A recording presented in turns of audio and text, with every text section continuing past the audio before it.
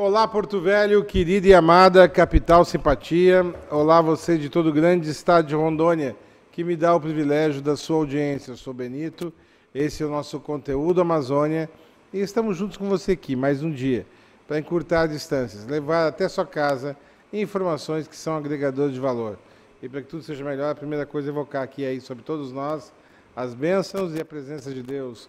Que o grande arquiteto do universo sempre nos dê mais justiça, paz, perfeição, luz, força e beleza em tudo que fazemos. Afinal, com quem Deus anda, nunca anda só e sempre anda bem. A exemplo do que foi no final de dezembro, sobre a bela mensagem de Natal, agora vamos abrir o ano, né, com essa figura especial que é o Padre Eduardo. Obrigado, Paulo Benito. Obrigado mesmo com o conteúdo da Amazônia. Bom dia, Thaís. Bom dia, Paulo. Bom dia a você, meu irmão, minha irmã, que está sempre ligado aqui no conteúdo da Amazônia e pela Rede TV de televisão, este canal que todo o estado é coberto e que joia está com você nesta mais um programa Conteúdo da Amazônia. Tá ótimo. Hoje aqui vamos ter várias conversas no campo da formação do ser. Tá bom assim? Oh, que joia! Quero dizer para você, Paulo e Thaís, ontem a gente teve uma assembleia na comunidade, agora no começo do ano tem que trabalhar, né? E a minha voz, ela tá meio assim, meia veludada, então vai ser um pouco diferente. Mas falar em solidariedade, eu acho que é a identidade não só da religião, mas de todo e qualquer cristão e, por que não, toda e qualquer pessoa. Perfeito. Tá aí, saúde, Padre. Mais uma vez, obrigada pela sua presença aqui no nosso programa, começando o ano, né? Com a sua presença realmente é muito bom, acredito que isso engrandece aos nossos telespectadores, falar um pouquinho de solidariedade, de amor, de esperança e de um ano de 2019 cheio de realizações para todos nós. A vocês de casa, agradeço mais uma vez a oportunidade de estarmos juntos. Bom, vou chamar a vinheta, não vou nem esperar muita coisa. Vamos lá, Eudes, nossa vinheta.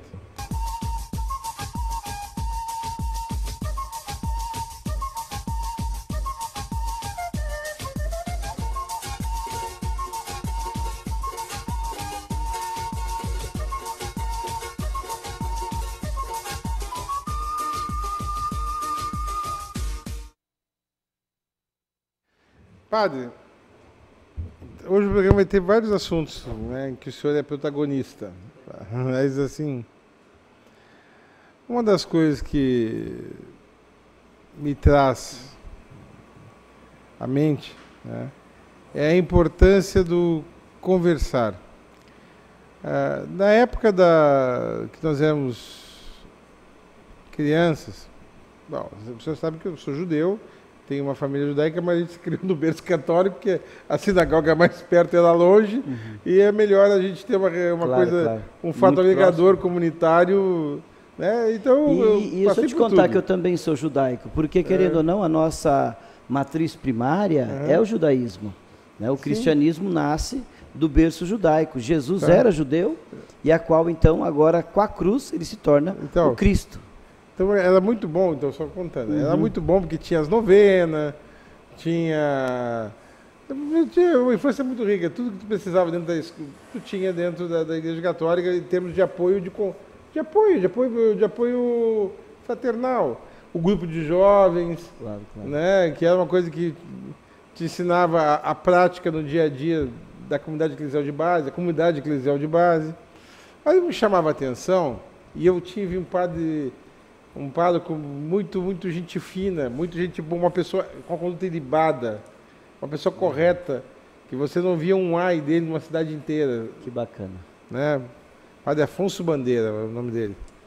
E ele, qual que era a missão dele? Os dias de confissão, a igreja lotava para fazer as confissões. Nas novenas também tinha confissão e tudo mais. Mas um dia eu perguntei, padre, mas é tanto pecado assim? Eu perguntei para o padre. Eu era sacristão, né? Não tinha como. Claro. Ele dizia que eu era uma coisa engraçada, o meu judeu sacristão que ele conheceu. Né? Mas como na verdade não tinha essa prática judaica, a gente acabou trabalhando com a prática católica, que não matou ninguém, que me deixou até mais gordo, como diz o outro. Pelo contrário. Me fortaleceu e me deixou muito feliz. Com certeza. Me protegeu de muitas coisas. De vida à distância, como eu falei. Mas aí eu perguntei, mas é tanto pecado assim? Não, meu amigo. Tem gente que só precisa conversar. Eu disse. Mas e quando você sabe alguma coisa, cabeluda? Por incrível que pareça, a gente preserva a fonte, mas a gente dá encaminhamento, sabia? Claro. Chama pai, chama mãe, chama a polícia se necessário for. Tá? É o tipo de coisa, se a pessoa como é que a gente chama? Se confessa regularmente. Sim. Né? E a pessoa, o padre faz parte da família, o padre tem essa... E tem que ter a confissão, ela tem a natureza de partilha de vida.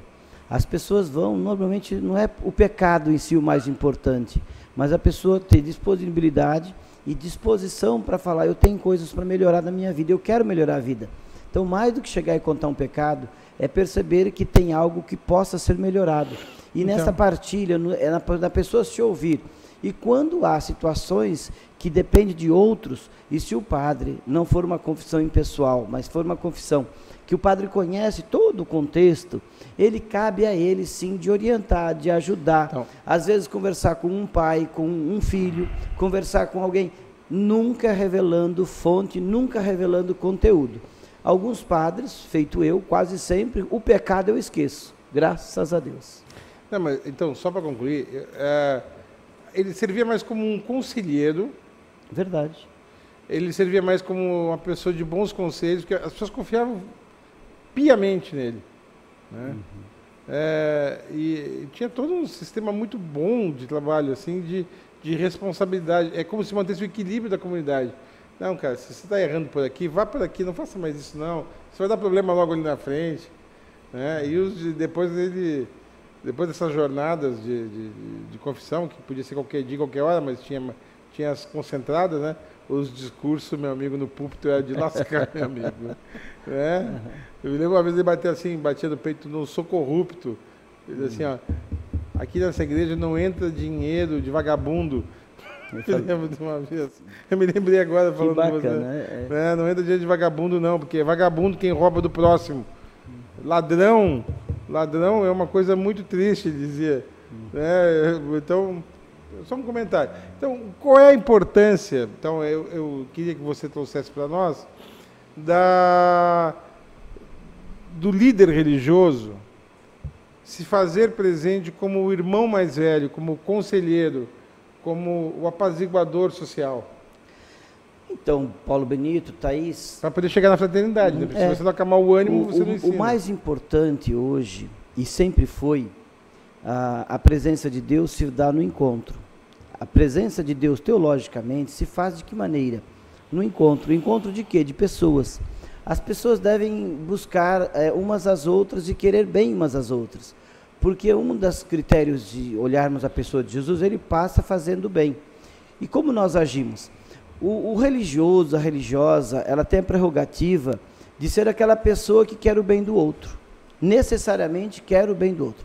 E quando ele caminha nessas pegadas do Senhor Jesus, ele consegue perceber que o outro pode ser ajudado, assim como o padre, o pastor, o religioso em si também pode ser ajudado. Ajudado de que maneira? Quando você fala ser um pai, porque padre significa isso, pai, aquele que quer proteger os teus filhos. É claro que isso tudo é muito difícil no mundo hoje, que é um mundo imediatista, mas quantas pessoas buscam realmente conversar com um padre, problemas pessoais, problemas familiares e problemas muitas vezes sociais. O padre, ele deve ser aquela pessoa que busque o equilíbrio de todos os contextos. Muitas pessoas vão até o sacerdote para, às vezes, simplesmente desabafar um problema que está carregando. Às vezes a pessoa precisa só ser ouvida. E, infelizmente, cada vez menos pessoas procuram um religioso para esta finalidade. É claro que o mercado hoje está muito aberto e tem bons psicólogos, assim como tem bons padres e bons religiosos. Mas em toda a realidade pode ter pessoas que não são tão boas assim. A gente vai percebendo pessoas que vão buscar profissionais e se complicam por vezes, porque o que precisa é ter tempo para ouvir as pessoas e perceber que elas, de alguma maneira, precisam achar o seu caminho, a sua estrutura, porque no fundo Cada um busca o quê? Felicidade, realização. E esta felicidade, esta realização se dá quando nós percebemos a utilidade da nossa existência. Não só uma utilidade familiar, uma utilidade religiosa, mas uma utilidade social. Qual é a finalidade da minha existência frente a tudo aquilo que eu sou proposto a viver? Sabendo assim, sendo assim, a gente sai do individualismo, a gente sai do ostracismo, aonde eu me torno a principal pessoa ou tudo gira em torno de mim. Quando nós falamos de um religioso, ele só o pode ser quando ele tem presença real de Deus e consegue transmitir essa presença de Deus. Caso contrário, ele não pode dizer que é um religioso, em qualquer religião. Seja Deus, seja Jeová, seja Javé, seja o importante, um guru, não importa. O que importa é realmente que ele expressa aquilo a qual ele representa. O amor é a base, a estrutura, mas o amor aqui que nós estamos partilhando não é este amor-sentimento, é um amor-compromisso. Quando nós falamos amor nas relações, nós estamos dizendo, Jesus nos mostrou, amai-vos uns aos outros como eu vos amei. Então é nesta palavra que nós temos a autoridade de amar pessoas e de ser Cristo ou ser Jesus com ela se tornar mais importante do que eu. Quando a gente ouve a confissão, que é uma das possibilidades auricular, ouvir a pessoa se torna mais importante do que o padre. Ela é mais importante. Não é o padre ou o bispo que está ouvindo a confissão, o sujeito maior. O sujeito maior na relação de uma confissão, nesse sentido, é aquela pessoa que está ali penitenciando. Porque eu falo, sabe, Benito, se é que eu posso dizer assim, meu amigo? Pode. Thaís, quantas pessoas chegam à frente do sacerdote e quando ela chega, aparentemente está destruída. Aparentemente ela está querendo se recompor. Em muitos casos, homens e mulheres, quando chegam para dizer, padre, eu queria me confessar. Eu já digo para a pessoa, às vezes verbaliza, às vezes não. Olha, Deus já te perdoou. Porque um homem sair da sua rotina de atividades e parar numa igreja, e ir frente a um sacerdote, criar ali dentro dele um ambiente espiritual e dizer, padre, eu quero falar dos meus pecados. Ele já tem a atitude toda, completa, de ser perdoado. Ele quer mudar de vida. É diferente de alguns casos que, por vezes, a pessoa se sente obrigada a confessar. Quando alguém diz, não, você vai e se confessa com o sacerdote. Ele não tem aquela predisposição. Ele foi, de certa maneira, induzido. Há pessoas que chegam e não encontram palavras para confessar, mas choram.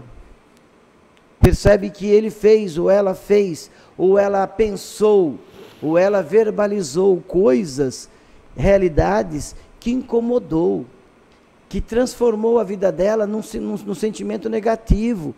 E isso não é bom.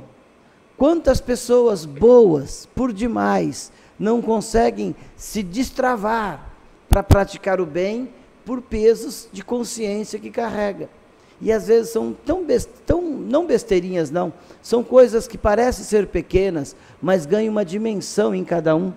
Porque por vezes uma pessoa fala uma palavra que para muitos não tem nenhum problema, mas dependendo da palavra a quem foi dita, ela carrega um peso chamado de consciência. Ela se incomoda. Um exemplo, um filho fala algo para a mãe e ele percebe mais tarde, nem naquele momento foi, que aquela palavra foi dura, aquela palavra foi injusta, aquela palavra feriu. Ele, por vezes, ele fica bloqueado. Enquanto ele não consegue pedir perdão, enquanto ele não conseguir restabelecer o vínculo, ele se sente afastado de algo tão importante que é a maternidade da própria mãe. Claro, às vezes uma mãe pode falar algo para um filho ou para o marido. Quantas pessoas chegam em confissões e por vezes diz, olha, a gente não está bem, a gente não consegue se... E aí deixamos livre, vai conversando, E às vezes, uma palavra que escapa, por exemplo, eu tenho nojo de você. O outro não quer mais ter relação, cria bloqueios. E não se sabe por quê. Então vai se descobrindo, se conversando, porque a conversa, a prosa é a coisa mais gostosa que nós temos. Eu sentava com o vovô e ficava horas conversando com o vovô, mesmo quando era o mesmo assunto. Mas era importante para ele, era importante para mim. Na conversa, na prosa, na roda de conversa, a gente vai vendo e vai descobrindo onde está o bloqueio. E descobrindo aquele bloqueio, a gente faz orientação. Fala, olha, às vezes não precisa chegar na pessoa e dizer, olha, me perdoe, eu fui besta, eu fui... Não, às vezes você consegue fazer isso de um modo muito mais eficiente, fazendo algo que a pessoa se sinta que está pedindo perdão. Mais do que chegar para a esposa e dizer assim, não vou fazer mais para a esposa. Ou a esposa dizer, olha, eu errei, não vou mais falar isso, eu não vou mais fazer aquilo. Mais que tudo isso, é dar um sorriso, um abraço e dizer, eu estou do teu lado. Eu quero viver com você, eu quero caminhar com você. Então, são atitudes mais do que palavras. Porém, depois de um certo tempo, que foi refeita a confiança, em vez de falar, me perdoe, diga, eu te amo com todo meu ser. Como eu sou amado por Deus, amada por Deus, e eu também te amo. Precisa pedir perdão? Precisa dizer? Nós, às vezes, nós somos picuinhas demais no nosso espírito. Nós queremos que as pessoas se rebaixem na nossa frente. Pelo contrário, nós devemos elevar pessoas à nossa frente. Não é porque alguém vem confessar com o padre que eu vou falar assim, você fez coisa feia, você está pecando, você é uma pessoa baixa, Deus não te ama. Pelo contrário, você me fez crescer, você é maior do que eu, reconhecendo o teu erro.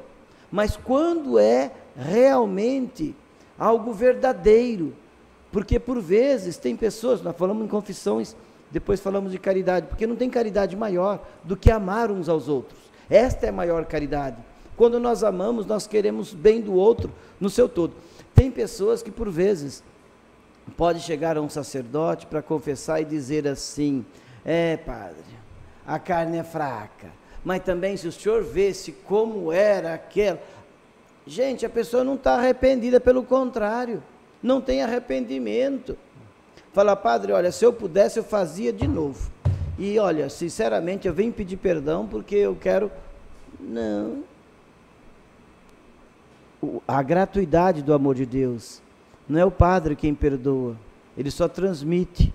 Basta sentir o arrependimento, basta sentir que quer mudar a condição de vida, para o padre então ajudar, apontar caminhos, dar um empurrãozinho, dar a mão, mostrar caminhos, mostrar na palavra de Deus, mostrar na essência da fé, que é a palavra, dizer, olha, o caminho é esse aqui, vai por aqui que vai ser melhor para tu.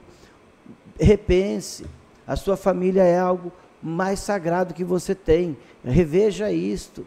A mudança começa dentro da pessoa, né? Sempre, Thaís, isso mesmo. E aí o caminho só, o conversar, o colocar para fora é a hora da confissão, mas ela tem que se trabalhar internamente, né? Repensar, refletir, uma reflexão do que ela fez e falar assim, não, eu errei, eu preciso me recondicionar, né? De fazer essa volta, né? Esse arrependimento, e aí sim, conversar já é o passo final, né? É onde você se alivia, porque a hora que você verbaliza aquilo te dá uma paz interior.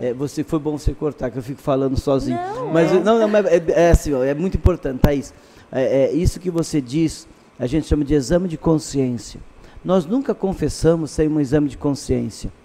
Um sacerdote deve confessar pelo menos de mês a mês. O exame de consciência é a gente refletir e ir no canto, né, no cantinho, e ficar pensando o que realmente eu preciso melhorar. Todos os dias a gente tem que fazer exame de consciência, porque todos os dias a gente tem pequenos conflitos, mas bobos. Tem 5 minutos por dia que o senhor fica sozinho, tentando repensar o dia todo? Onde pelo menos melhor. Uma hora, pelo menos uma hora. Você faz uma hora de tipo de meditação. Uma hora, pelo menos uma hora. Em que o senhor pega e olha meu dia desde as 8 da manhã e o que eu podia ter feito melhor naquela hora. Pelo menos uma hora. Principalmente a madrugada. A madrugada, eu acredito que a madrugada é a presença de serenidade. Pessoal, meu amigo. De serenidade. Então, o que o padre tem que fazer, como todos precisamos fazer? Primeira coisa, organizar o nosso dia. Se organiza o meu dia, eu pergunto se o dia de ontem foi bom, porque não basta eu ter mais um dia para viver, se eu não conseguir rever situações que foram indelicadas no dia anterior. Como sacerdote, às vezes, nós podemos, com palavras, com atitudes, nem sempre agradar pessoas. Então, dizer, a quem eu devo hoje fazer a minha oração? A quem eu devo hoje colocar-se na presença do Senhor? Esses dias atrás, para ser bem exato, antes de ontem, eu estava em oração e lembrava uma pessoa que dedicava tanto na igreja, dedica tanto na igreja, mas ela está com um CA, um câncer de mama. E ela se afastou um pouco, até porque ela não pode, de certa maneira, nesse tempo assim com chuvas, tomar chuva, pegar uma gripe. Se já está fazendo uma quimioterapia, tem que se proteger, né? Debilita, né? E eu fiquei me perguntando, falei, olha, o padre, por não ter ido visitar esta pessoa, ele está pecando. Porque foi alguém que caminhou, alguém que caminha conosco, alguém que nos ajudou e nos ajuda, nos fortalece, faz tanto bem na comunidade, e agora o sacerdote não foi. Bom, só não foi visitá-la. Não é um pecado. Na minha forma de pensar, é um pecado. Eu não visitar alguém que precisa da nossa visita, precisa da nossa palavra, precisa de um abraço, precisa de um cheiro. Então, isso para nós é importante. Então, o padre peca nessas besteiragens. Uma pessoa, por exemplo, na casa paroquial, a Maria faz o almoço. E eu esqueci de falar para a Maria que eu não vou almoçar em casa. Para mim, isso é um pecado. É algo que ela pensou em mim, ela organizou para eu aquele almoço, para aquelas pessoas que estariam ali e não estão. Será que ela não vai ficar chateada? Será que ela não vai ficar frustrada? Por que não avisou? Então eu não faria. E mais do que isto, pode se tornar também um pecado social, porque o alimento pode ser perdido. E não se pode perder o alimento, porque muitos passam necessidade. Aquele alimento necessariamente tinha que fazer energia na nossa vida, para que nós pudéssemos levar à frente. Mas eu peguei de outra fonte, é pecado. Aquilo que é tão simples no dia a dia para você, meu irmão que está aqui no Conteúdo da Amazônia, pode ser um pecado para um pastor, um pecado para um padre. Às vezes, aquilo que é normal para todo mundo, é pecado para um pai, é pecado para uma mãe. Por exemplo, no momento que ele chega estressado em casa, ela, estressada, acaba brigando com o filho. Mesmo que o filho ele tenha errado na escola, ele tenha tacado pedra no pé de manga do vizinho, puxado o papagaio de um amiguinho dele, não é na raiva que se faz correção. E aquilo que parecia uma correção passou a ser um pecado. Por quê?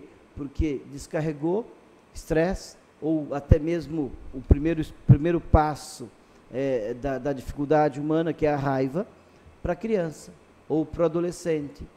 E aquilo fica marcas. Você quer corrigir? Está certo. Mas no outro dia, quando você não está mais estressado, não está com raiva, você teve tempo de refletir, chame a criança, dizer, olha, você fez isso, você acha que está certo? Olha, isso aqui é pela sua correção de ontem. Esse pequeno castigo, não entenda como castigo, mas é correção que a mãe ou o pai está fazendo. É claro que existem muitas situações, e existem também muitas formações de pessoas. Devemos respeitar cada um e cada uma. Nós não podemos interferir aí na formação das crianças. Mas aquilo que parece ser simples pode se tornar um bom pecado entre nós. E quem não vive essa intensidade da reconciliação, como é que pode ser caritativo? Não é verdade? Com certeza. Padre Eduardo, só deixa eu fazer uma pergunta. Quando você fala que você gosta de fazer sua meditação pela manhã, é uma opção ou é uma necessidade. Porque eu fiz um estudo outro dia e falava justamente sobre a hora, pela manhã nós temos aquela fase entre o consciente e o inconsciente, né, que é o seu despertar. E às vezes ali você tem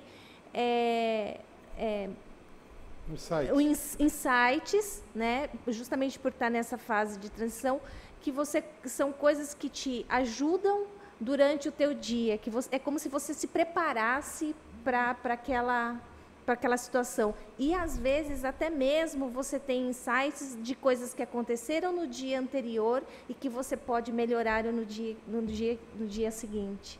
É verdade, Thaís. Para você que está aí no Conteúdo Amazônia, a palavra insight, ela significa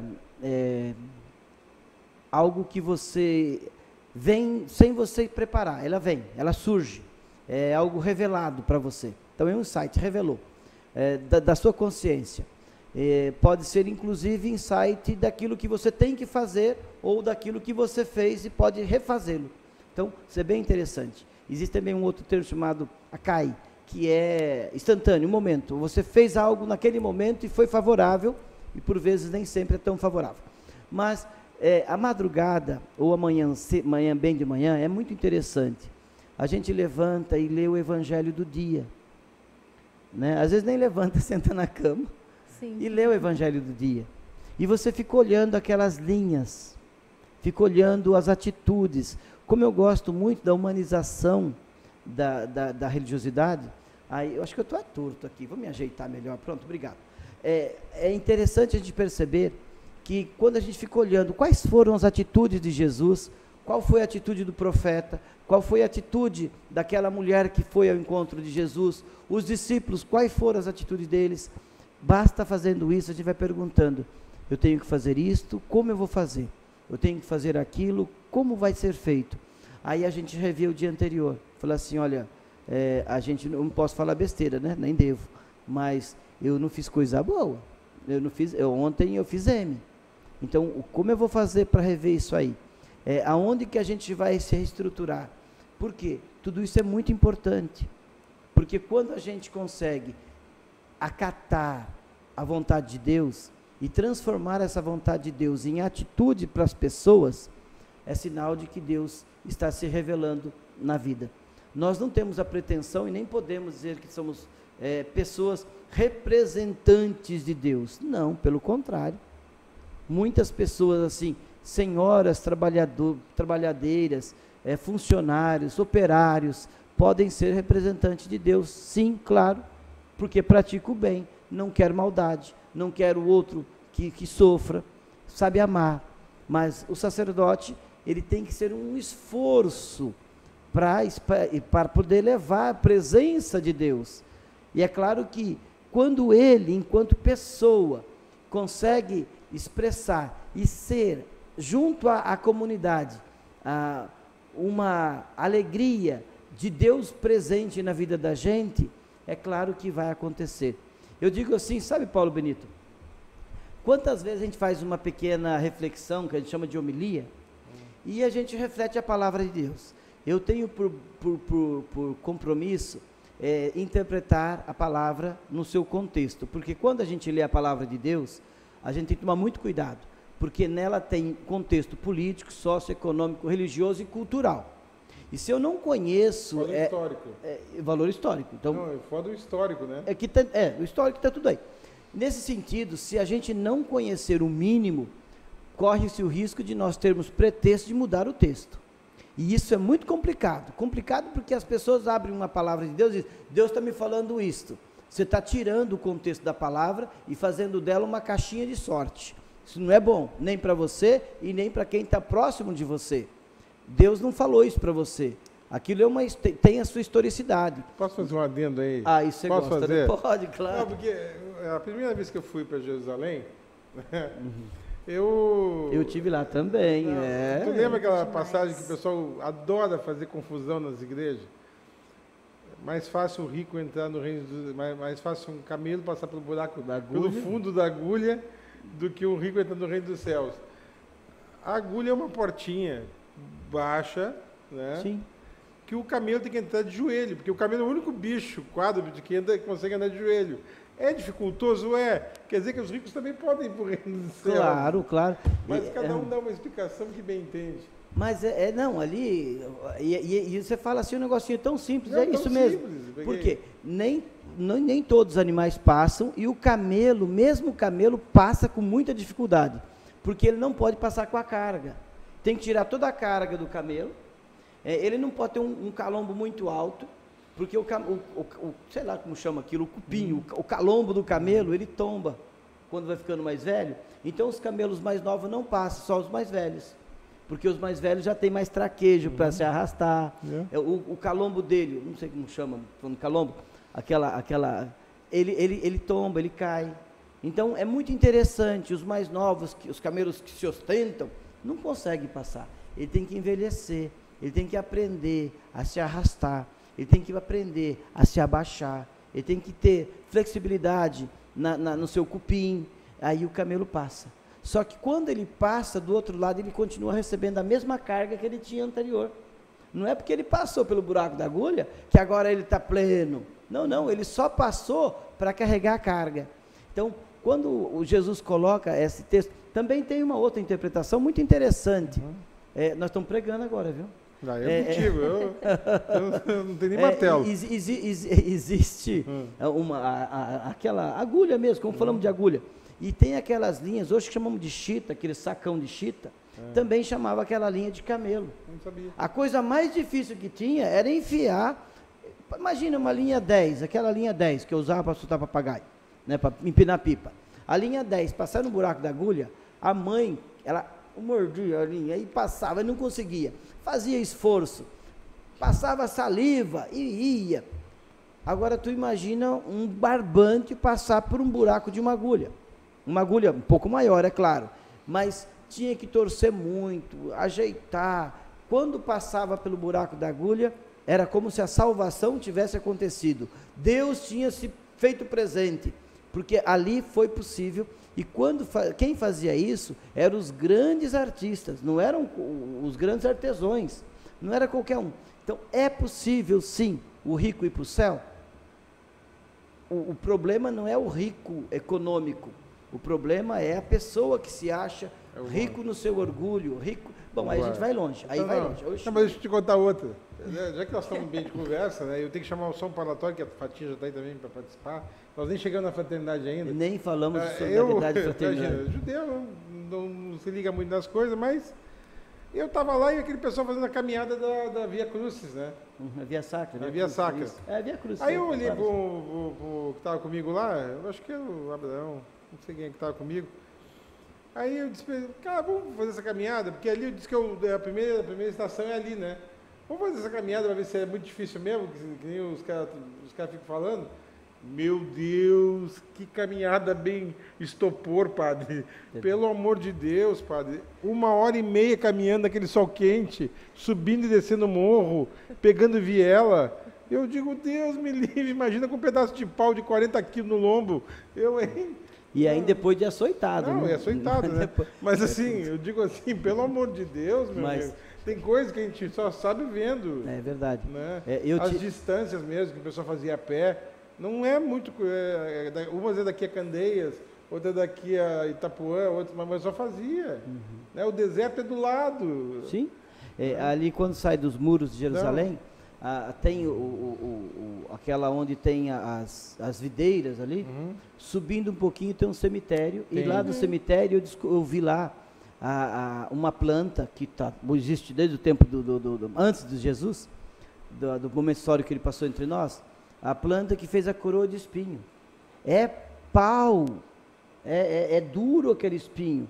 Eles fizeram com aquela planta, são uns espinhos grandes, eles dobraram, colocaram e bateram. Aquilo parece que deve rasgar o osso, porque raspa. É muito duro. Só de pegar aquela planta na mão, que é uma planta viva, só que ela é seca, dura. Eu fiquei imaginando a coroa de Jesus. Só a coroa nós percebemos. E pesou 1 quilo também, né? Porque aquele negócio é uma pedra de duro. É duro e pesado, é verdade, é pesado. É um então, tronco, dizer, né? A gente fica percebendo O couro tomou. E a culpa é dos romanos, não é dos judeus. Vamos começar por aí. Né? Então, aí nós vamos entrar num campo bem legal, bem divertido. Não, né? A culpa é dos Porque romanos. Né? Os romanos eram muito brutos, os romanos eles eram faziam muito isso. violentos. O Império Romano, ele teve o exército, ou suas guarnições de exércitos, mais violenta que se conhece na história. E daquela época ainda pior. Naquele tempo. Era mais que os bárbaros. Os romanos, por onde eles passavam, na grande maioria, exceto poucas guarnições, eles violentavam as mulheres, por vezes matavam homens que faziam resistência e saqueavam não parte, mas todo o alimento que encontravam. Então, eram realmente muito brutos.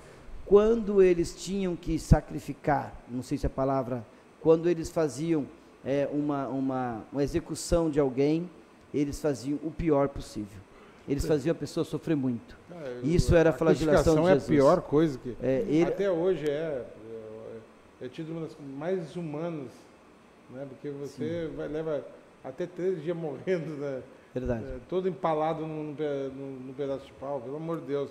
Só eles para inventar umas coisas e a olhos nus que é para todo mundo passar e ficar vendo, né? É a desumanização da pessoa. É tornar a pessoa chamada desgraçada. A cruz desgraça a pessoa. Nesse sentido, o que é a palavra desgraça? É sem a graça. Tirou a graça de Deus. Então, o próprio Filho de Deus na cruz sem a graça. Pelo contrário, é o inverso. Tudo aquilo que queriam fazer com o Senhor, mas é com o próprio Senhor. Historicizou Jesus, a palavra é essa, historicizou Jesus. Porque se ele não tivesse passado pela cruz, se ele fosse enforcado, afogado, se ele fosse flechado, não teria um processo, decapitado. Mas, para a crucifixação, tinha um processo. E esse processo foi documentado. Porque era o mais doloroso e o mais demorado que existia na face da terra. Eu imagino. Tanto é que Pedro pediu para ser crucificado de ponta cabeça, né? Porque assim morre logo. E no caso de Jesus e aqueles outros... As pessoas não entendem isso. A outra que tu falou agora, por que ele botou de cabeça para baixo? Porque é o jeito de morrer mais rápido. Mais rápido, imagina. O sangue vem para a cabeça. Jesus morreu rápido também, provavelmente porque ele afogou com seu próprio sangue. Né? Então, a cabeça cai, ele está sangrando, ele tem hemorragias, e essa hemorragia faz ele morrer. Ele tomou uma varada na costela também. Embaixo da costela, que ali não deixa de respirar, né? Mas ali ele já estava morto, né? Para ver se ele estava vivo. Eles fazem isso para ver se ele estava vivo. Porque... Não, mas se ele estivesse vivo ali, já estava morto.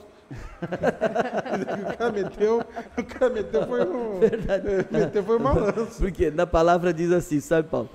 O filho do homem, o cordeiro, não será quebrado nenhum dos seus ossos.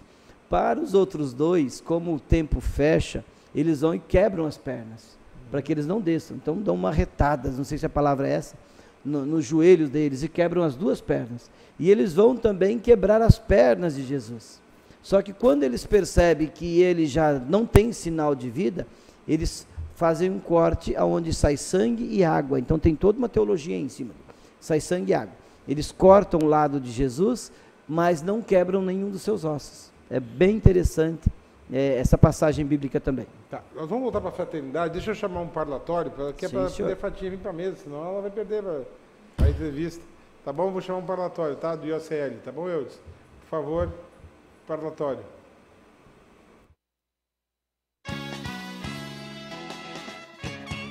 Se você é portador de diabetes, olha, toma cuidado. A sua visão pode ser comprometida. Eu queria falar a respeito desse assunto aqui agora.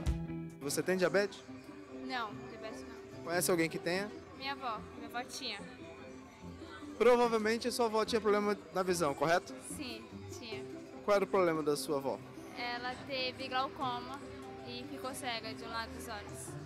Eu tenho um amigo que ele tem diabetes e ele ficou cego. Qual o cuidado que ele deveria ter tido com os olhos?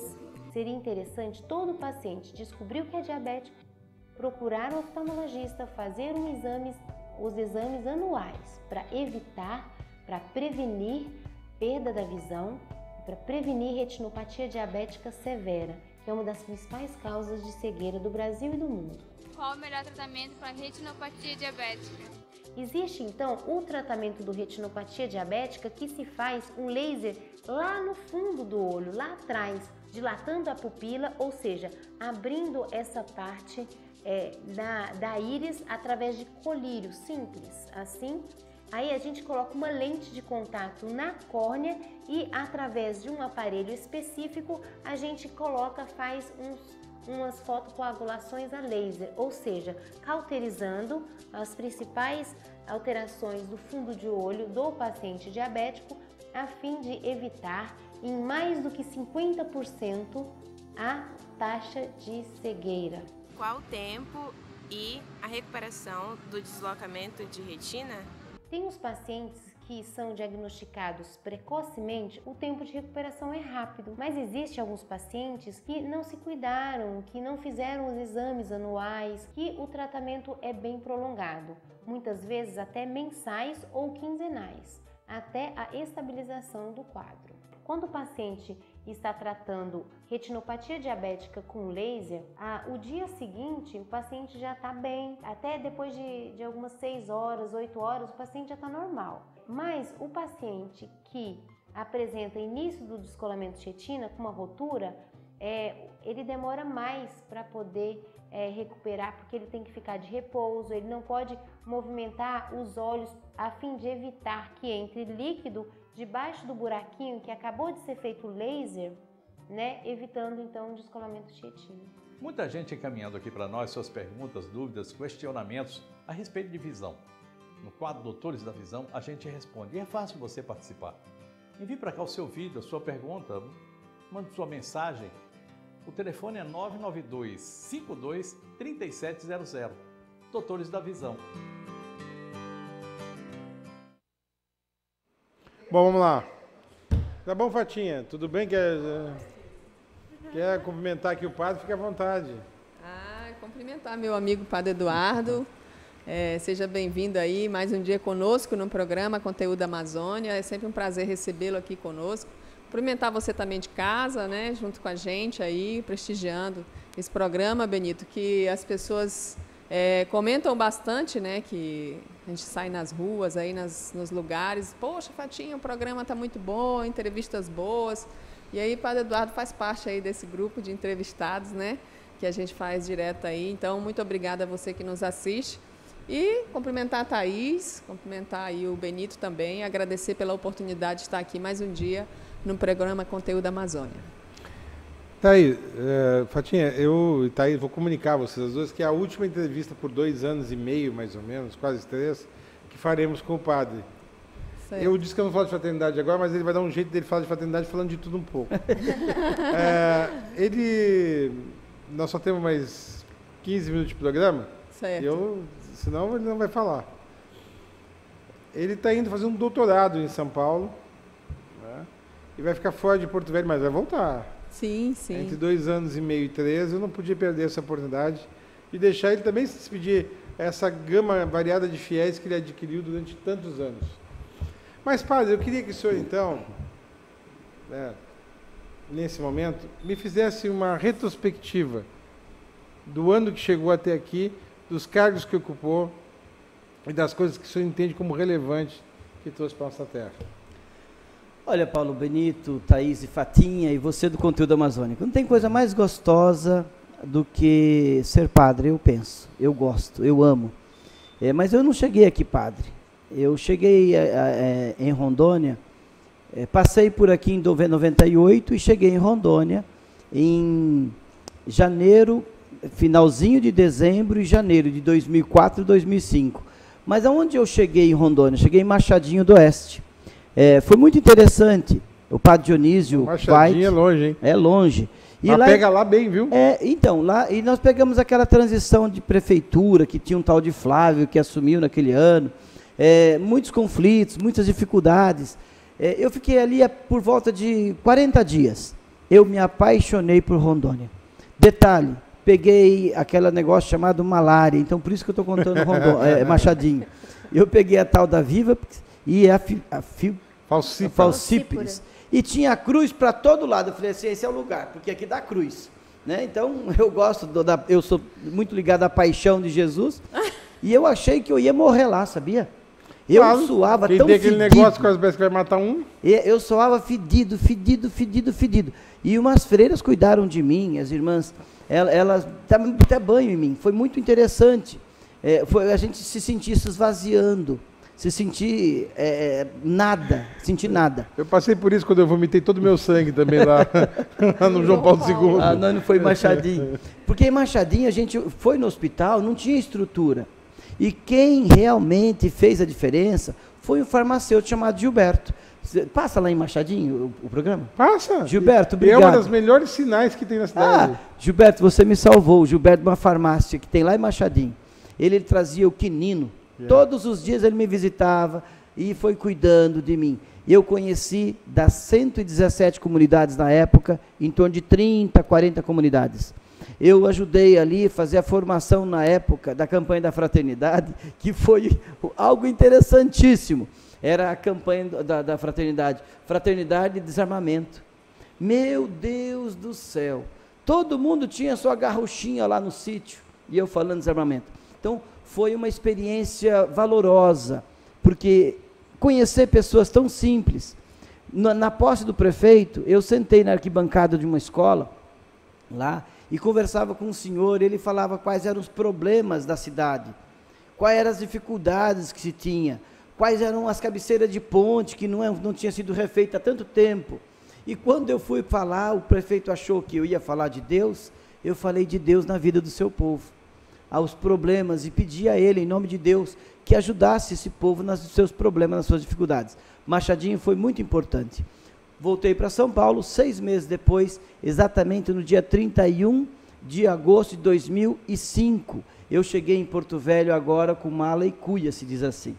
Fui acolhido por um jovem que estava para ser ordenado, Irineu Fracalossi, hoje está na diocese de Palmas, no Paraná, e era Dom Moacir Greck.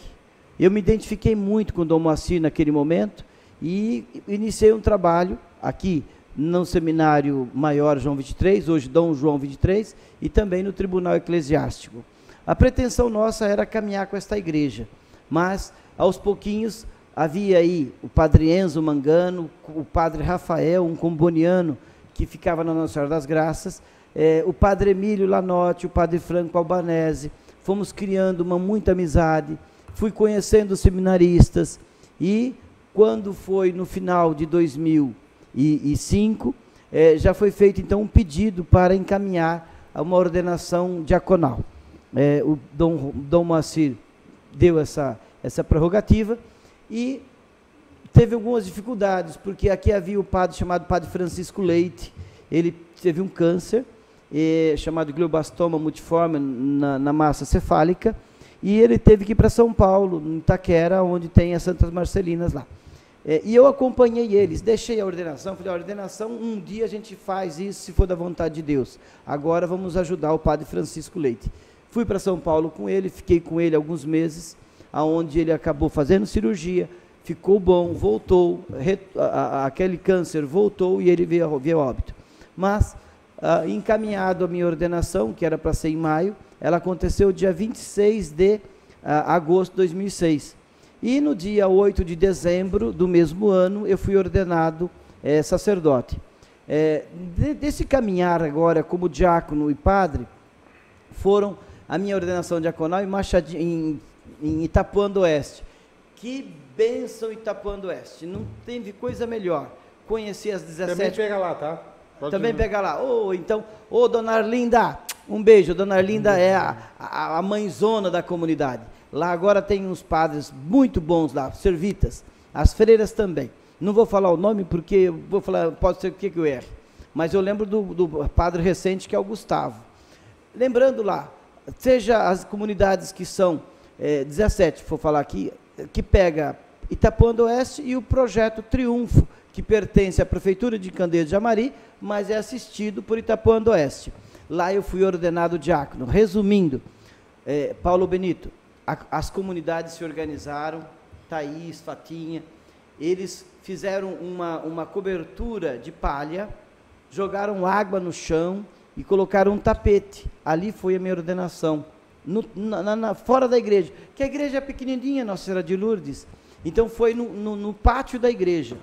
Quando o padre deita, que coloca as mãos e abaixa a cabeça para a oração que o bispo faz, até hoje eu sinto o cheiro da terra. Eu fui ordenado deitado no chão, entre a terra e o meu nariz tinha um tapete. Não era um tapete usado da comunidade. A festa da ordenação foi suco de frutas, principalmente limão, caju, e tinha também limão, caju, não era acerola não, era outra. Esse cajá. Não, quem preparou foi as comunidades. Cupuaçu. É os que tem aqui. Ficaram semanas despolpando o cupu, ficaram semanas espremendo limão e congelando, fazendo baldes, porque depois fez caixa d'água, colocava gelo, água e aquela polpa e mexia. E acho que ganhamos 3 terneiros lá para fazer a festa. Então foi realmente uma ordenação não do diácono Eduardo, foi uma ordenação da cidade de Itapuã do Oeste. Muito grato a todos os cidadãos aí de Itapuã do Oeste. A minha ordenação sacerdotal foi na Catedral Sagrado Coração de Jesus, totalmente preparado pelos membros dessa comunidade.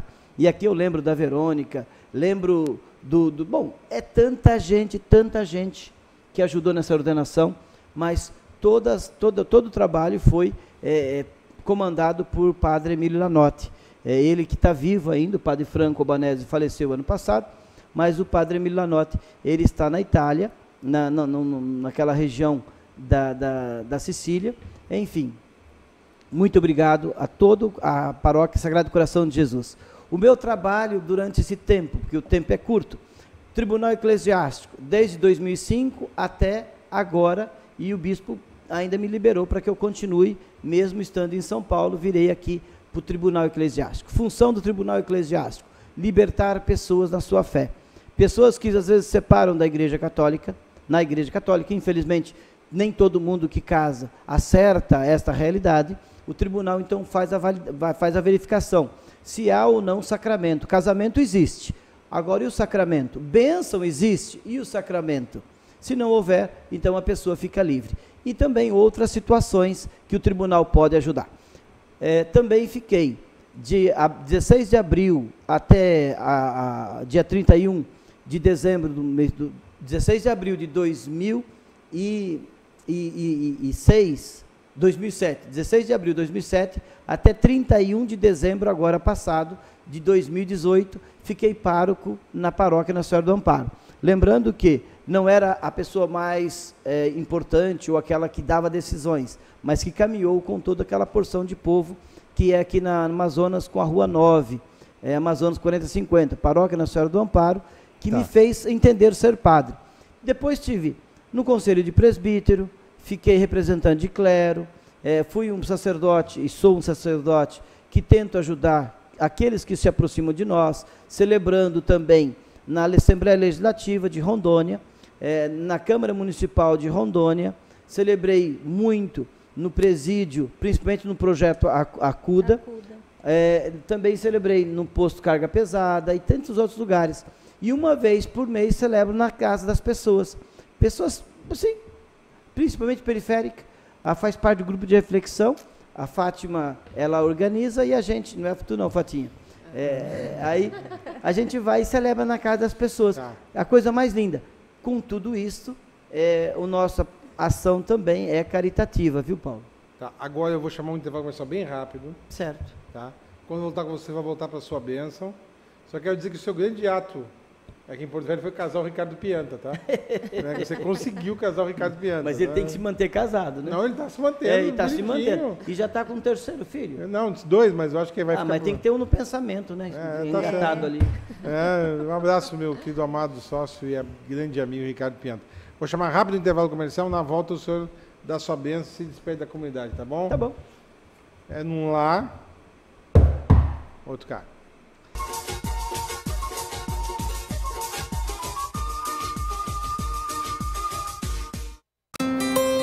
Você nunca ficou preso às fronteiras e sempre quis mais. As sabedoria sempre foi importante para você. E o conhecimento nunca esteve tão próximo. Com São Lucas, sua formação te deixa muito mais perto das suas conquistas. Mas é você que está no controle. Qualidade do ensino São Lucas, disponível em todo o Brasil. Inscreva-se no vestibular São Lucas. A marca do conhecimento, agora sem limites. Com a Portaria.com, você dispensa o uso das chaves ou tag e permite ao morador ter acesso rápido e seguro ao seu condomínio.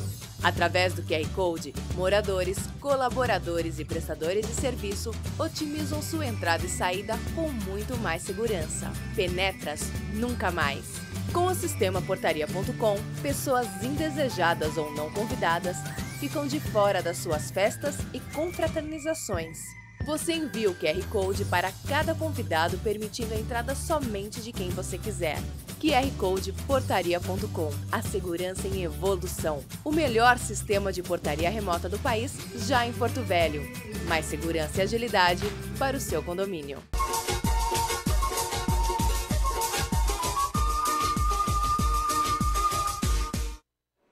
Meninas, ó, eu já vou deixar dar tchau para ele, que ele está indo embora. Só volta daqui um tempão. Porque, assim, ó, ele vai ter 3 minutos para dar a benção e dar tchau para a comunidade dele e fazer as lagrimazinhas dele. Vamos lá. Não, então, um abraço para o Padre Eduardo, desejo sucesso, viu, Padre, para o senhor no seu doutorado em São Paulo. E que volte, né, para continuar aí o seu trabalho em Porto Velho. Rondônia agradece. Muito obrigada. Padre Eduardo, agradeço a sua presença, o seu trabalho junto à comunidade rondoniense, né? Que esse momento que você vai passar em São Paulo nos traga futuramente muito mais conhecimento, né? Que o estudo ele sempre nos engrandece. Então, agradeço a vocês de casa também que nos deram a oportunidade de estarmos juntos mais uma vez. Ó, eu vou te dizer mais. Você tem que voltar, porque vai que um dia eu viro governador, eu já vou candidato a vice, não é ele. Vai que eu viro governador, você vai ser secretário da Família e Bem-Estar. Não, acredito que não, mas eu vou te assessorar, vou te ajudar. Família, mas não, mas eu tenho que ser padre, não dá para ser secretário. Tá bom, então secretário da Família e Fraternidade. Pronto, acabou. Aí já vai começar a pensar melhor. Eu vou continuar.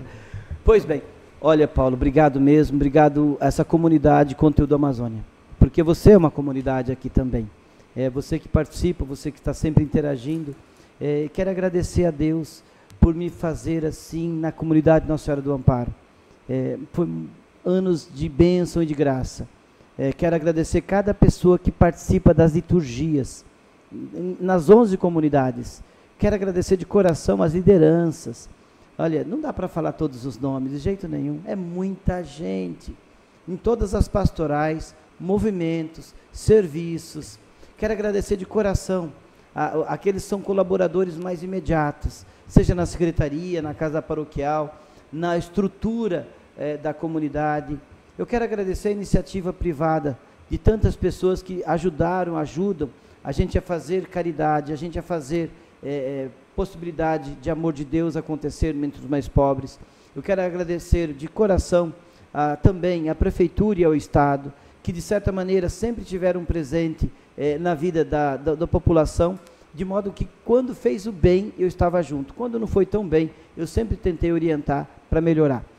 Agradeço de coração lá a professora Isabel, do Colégio Nossa Senhora do Amparo, que pertence ao Estado, Escola de Educação Infantil, Alfabetização e Escola Infantil. Muito humanizada essa escola, já com a professora Rosa, agora com a professora Isabel. Quero agradecer de coração as pessoas que deram contribuições para que o ginásio do Fidoca se restabelecesse.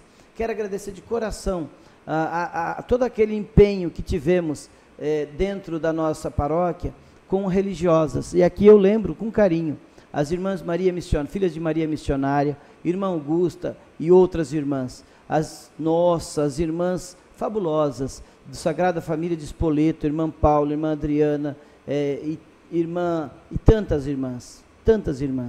Muito obrigado, irmãs de nossa Sagrada Família de Spoleto. Agradecer às irmãs franciscanas do Coração de Jesus. Foi uma continuidade da graça de Deus, principalmente nas partes mais longe da paróquia, mais distantes e mais difíceis. Obrigado, irmãs franciscanas do Coração de Jesus. Quero agradecer as irmãs missionárias combonianas, essas que estão conosco agora, Coração de Jesus e as combonianas. As outras duas não estão mais conosco na paróquia. Olha, vocês fazem a grande diferença na nossa ação pastoral. De coração agradeço aos padres que também passaram e me ajudaram ao longo do tempo.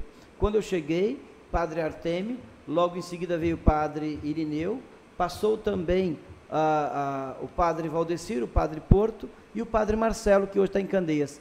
Meu abraço a cada um e a todos. Estou indo para São Paulo estudar. Deus abençoe, proteja, guarde e zele a vida de cada um e de todos. Pai, Filho e Espírito Santo. Amém. Já foi o tempo. E por hoje é só, pessoal. Que o grande arquiteto do universo continue descobrindo a todos com sua luz, sua vida, seu amor, e eu te encontro aqui com certeza. Já dizendo para eles, ai de você que não volte. Continuamos aqui, eu te encontro aqui com certeza no próximo programa. Foi um privilégio ter estado com vocês. Até lá.